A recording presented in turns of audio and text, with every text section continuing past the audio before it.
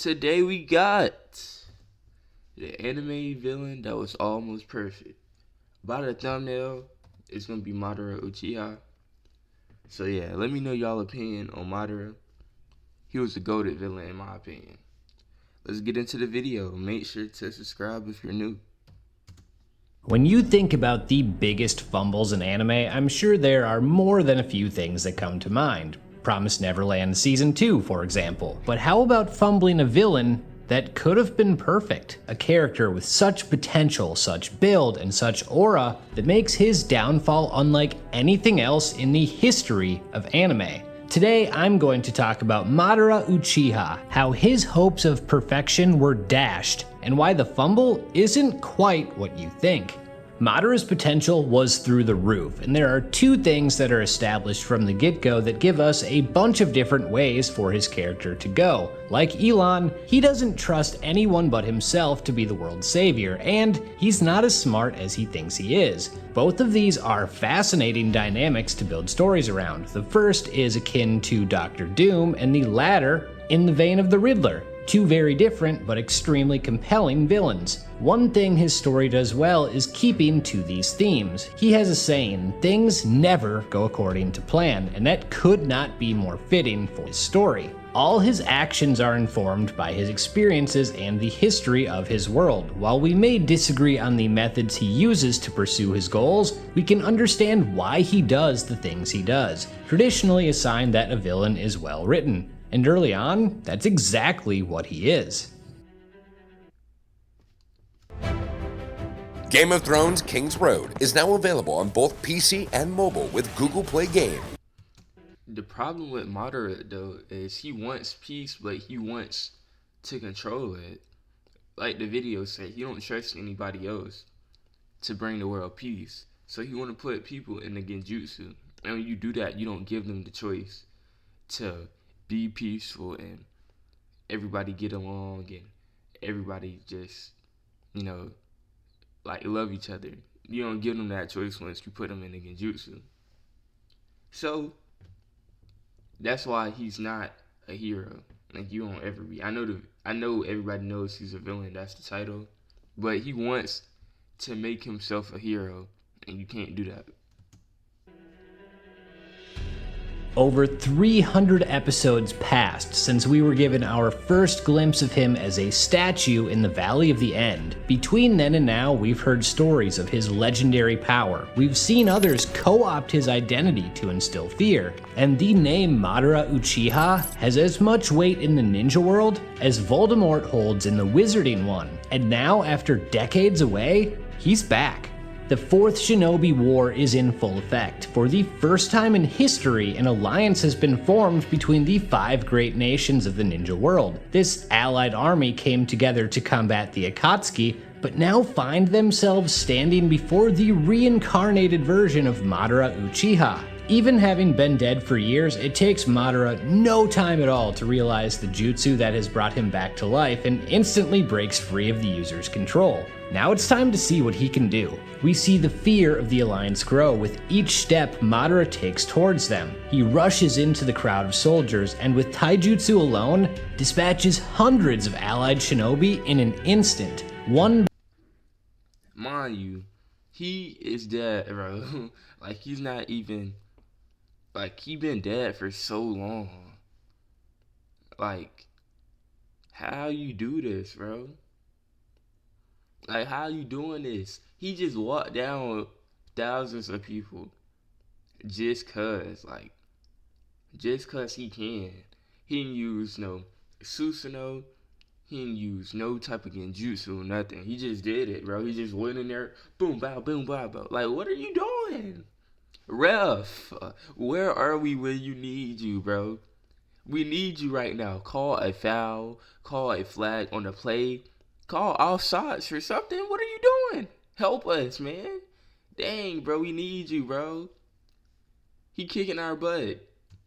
By one, he dissects these soldiers with ease until finally someone lands a single blow on him. Despite Naruto's inclusion, this army of thousands is no match for Madara. He summons a meteor with ease and it rains down upon his foes. It takes everything two Kage have to stop this meteor from annihilating everyone below, and right when they think they've succeeded and relief has set in, he drops another one. In an instant, hundreds, if not thousands, are dead. He's just arrived, and he's already won. Naruto is forced to flee. It's one of the single coolest debuts in history, and sorry Genu, the real definition of aura. From the beginning, he'd been hyped to a mythical degree, and his appearance somehow exceeded that. He follows this up by taking on all 5 Kage on his own, standing before the lead. Now, one thing I think was executed perfectly, like the video just said,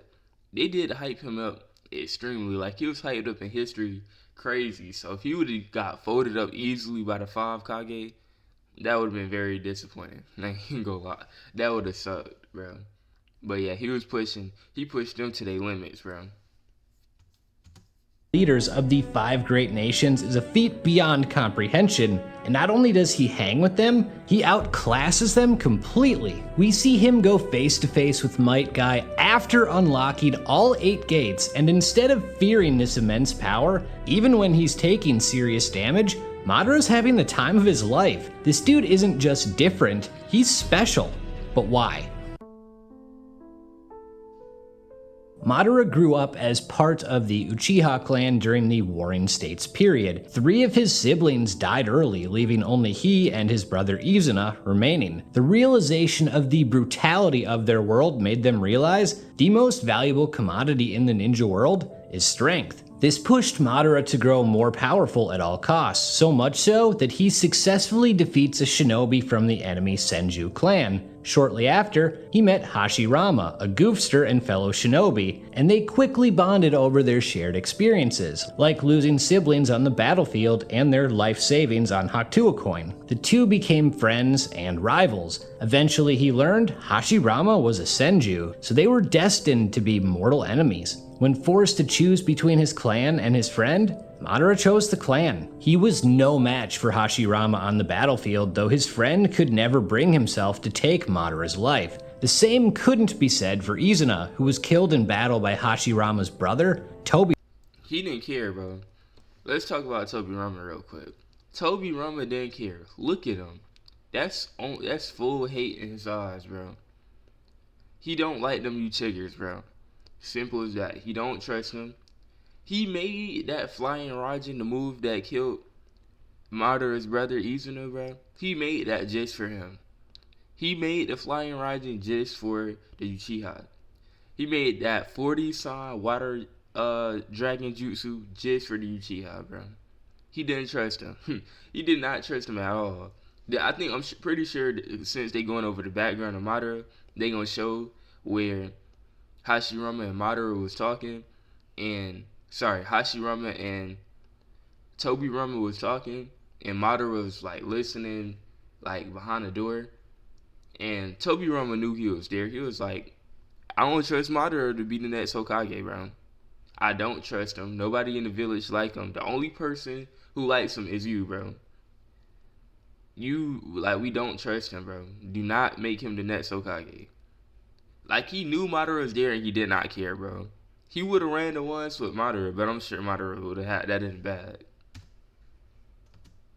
Rama. This cycle of violence continued for years until they were each the head of their respective clans. Hashirama continuously advocated for peace, but because of his brother's murder, Madara could never accept it. This pettiness caused part of his own clan to defect in the process. In a last-ditch effort to turn the tide of the war, he attacked one last time, only to fail once again. But this time was different. Hashirama offered to kill himself if that would finally end the fighting, and this gesture was so powerful, it swayed Madara. The two clans combined to form the Hidden Leaf Village, a place where children would never know war, and their friendship was rekindled. His distrust for the Senju never waned, how could it? But he did trust Hashirama, and for maybe the first time in his life, he felt hope for what they could achieve together.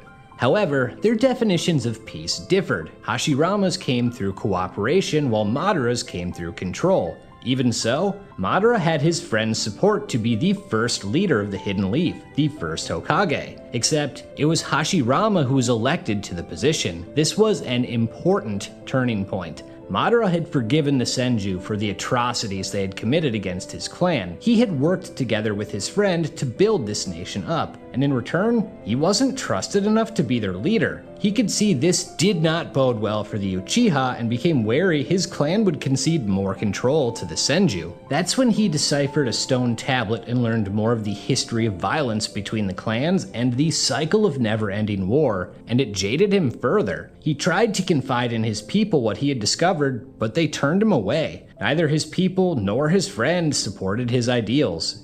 Bro, his clan was not trying to. They was done fighting, bro. They was tired of fighting, and ultimately, really, this is Black Zetsu's fault because he was the one who changed what the stone tablet said.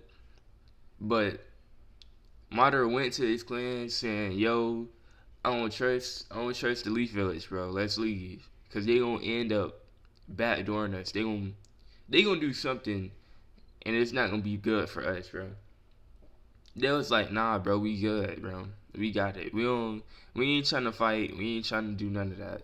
We gonna stay here in the village, right?" Tobirama becomes the second Hokage, and he isolates the Uchiha clan to a corner of the village. He makes them the police force, so it comes off like, oh well, y'all the one protecting the village. But at the same time, it made it easier to watch them because of where he placed them. So it's like, dang, bro. Like, Tobirama was right, bro. You don't trust us. I mean, Madara was right. You don't trust us. But some time had went by then, so it was too late. Y'all should have listened to him, bro. If he wanted to achieve them, he had to do so alone. He couldn't protect his brother, and now his clan had turned their back on him. So he abandoned the village he helped found, returning on numerous occasions to attack it. His final attempt came with the great power of the Nine-Tails Fox, yet he failed again. In his arrogance, he was defeated by one of the oldest tricks in the book, which led to him getting stabbed through the back by Hashirama and dying. There's an important moment where Hashirama says that he'd take the life of his own child if he attacked the Hidden Leaf. This was confirmation to Madara that he was in the right. This was no longer the man he knew. The boy he met so long ago hated his father for sacrificing children on the battlefield, and the man behind him was now preaching the same thing. Madara died knowing there was truly no one he could trust. For this accursed world to know peace,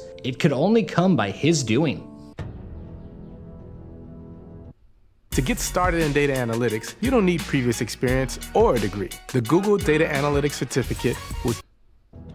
But his death wasn't the end of his story. Madara knew failure was an option against Hashirama, so he pulled an Aizen and had a contingency. He used an ability that would trigger if he died, where for the cost of one of his eyes, his life would be restored. He rejected the world Hashirama had created and devised a new plan for peace. It was time for Madara to save the world. His will was so powerful, it even created an entity to do his bidding, Black Zetsu. His plan was one he learned of on the stone tablet that told him the history of violence. The only way to remove evil was to remove choice, and so he began.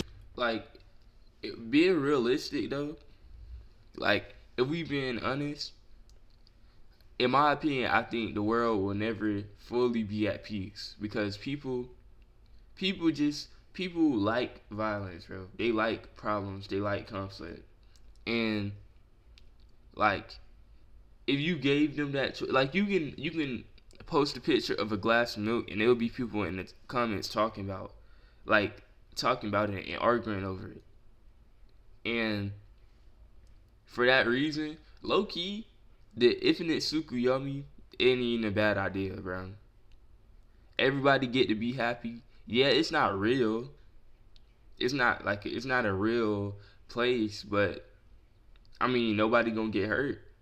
Everybody just gonna be wrapped up in band-aids, so they gonna look like a mummy on the divine tree. But so if you was dreaming about a girl and having a family, like that was your perfect life, that would happen. If you was in the NBA dunking on people, if that's what you wanted, that's your perfect life, it would happen. Anything that you would want, that you think would be your perfect life, it would happen. And nothing bad would have happened. So it really ain't that bad of an idea, to be honest. Began the Eye of the Moon plan, one where if he were to succeed, he would basically hypnotize everyone on the planet into living in their own personal utopia. This was the only way peace could be achieved. But this was a massive undertaking, and he knew that he wouldn't live long enough to complete this mission. So he gave his eyes to a young boy named Nagato, betting that the boy would eventually be able to bring him back to life with the abilities of those eyes. However, that would be leaving things up to chance, and things never go according to plan. He needed someone to make sure it would happen. Enter Obito, an Uchiha boy who had been injured during war. After placing a failsafe inside Obito to keep him loyal, Obito watched as the love of his life was murdered by his best friend, all orchestrated by Madara. The plan was evil, but also a success. When the time came, Obito would revive Madara and the Eye of the Moon plan would commence. He even allowed Obito to take on the moniker of Madara to help the cause while the real one passed away. But things never go according to plan. It's reasonable for someone who went through what he did and had the gifts he did to think he's the only one who knows how to save the world. He'd lived through war, seen the cycle repeat itself endlessly, witnessed firsthand how little trust mattered, learned power was necessary for change, and he had the strength to do something about it. When he returns, it's not Obito who brought him back, but no matter, he fends off the allied shinobi, he defeats the 5 Kage, he survives 8 Gate Sky, he betrays Obito, and he achieves his goal. It didn't go as planned, yet the Eye of the Moon plan was a success. Then he's stabbed in the back by Black Zetsu, who had been working for the Mother of Chakra the whole time, Kaguya. His body is overtaken by her, and in an instant, he's no longer the big bad, he's fodder. And it's important to note here, the betrayal itself actually makes quite a bit of sense. There has always been a distinct gap between perception and reality with Madara.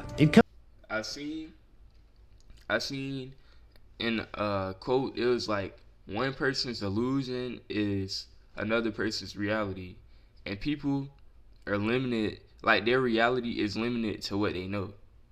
So if you only know a certain amount of things, then that's what you think is your reality. So if you only been in America and you never traveled outside of America, if you only been in one state of America and you don't know what the rest of America look like, you can think that everywhere it's like where you live at. But once you go travel those places, you can come to the conclusion whether it's different or not. Comes back to the two things I pointed out earlier. He doesn't trust anyone, and he's not as smart as he thinks he is. His inability to trust anyone, or perhaps more accurately, his absolute trust in himself, played a major role in this happening. He placed unwavering faith in Black Zetsu because he thought of it as an extension of himself when it wasn't. And that leads to him for the second time losing a battle he thought he'd won by getting stabbed in the back. In the end, what happened to him was no different than what he did to Obito. Obito was a pawn to him, and in his arrogance, he never realized he was a pawn to Kaguya. So when I call his demise the biggest fumble in anime history, it's not necessarily what happened, it's who did it and what we lost in the process. It could have been amazing if handled right, but it wasn't. Yeah, I ain't never even think about that. He just looked at Black Zetsu as a tool, and he definitely looked at Obito as a tool. And had he, accounted for every single thing, like he accounted for most things, but not everything. Cause had he did, he would have been looking for Black Zetsu. But Black Zetsu is just a blob, so like, you wouldn't think that would happen. But at the same time, things never go according to plan. Anything can change. So, yeah. But since he didn't since he didn't account for it, he got taken over. He got stabbed by Black Zetsu, and his body got took over by Kaguya. And Black Zetsu was the one manipulating the stone tablet the whole time. So everything that happened, he knew it was gonna happen already. Kaguya was an alien plot device with no ties to handled right, but it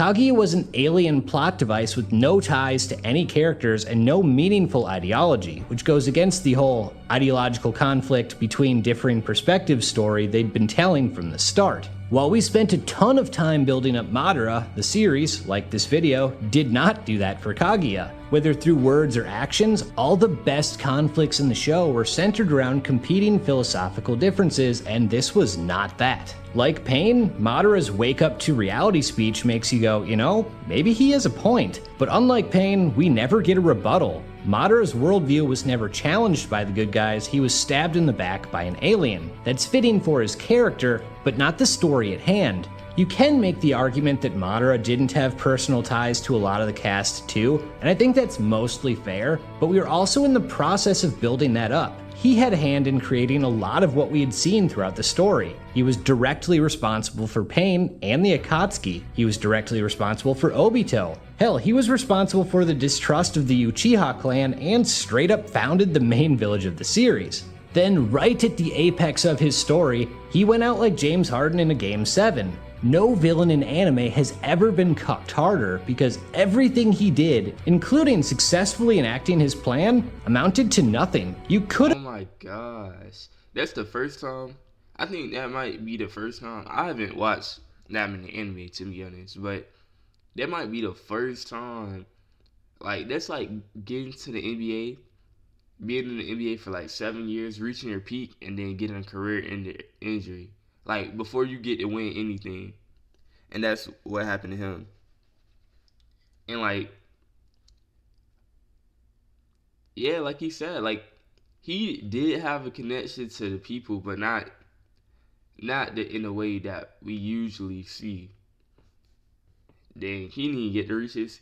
Like, like he didn't really fight Sasuke and Naruto for real. Like, he did pack up Sasuke, I ain't gonna lie.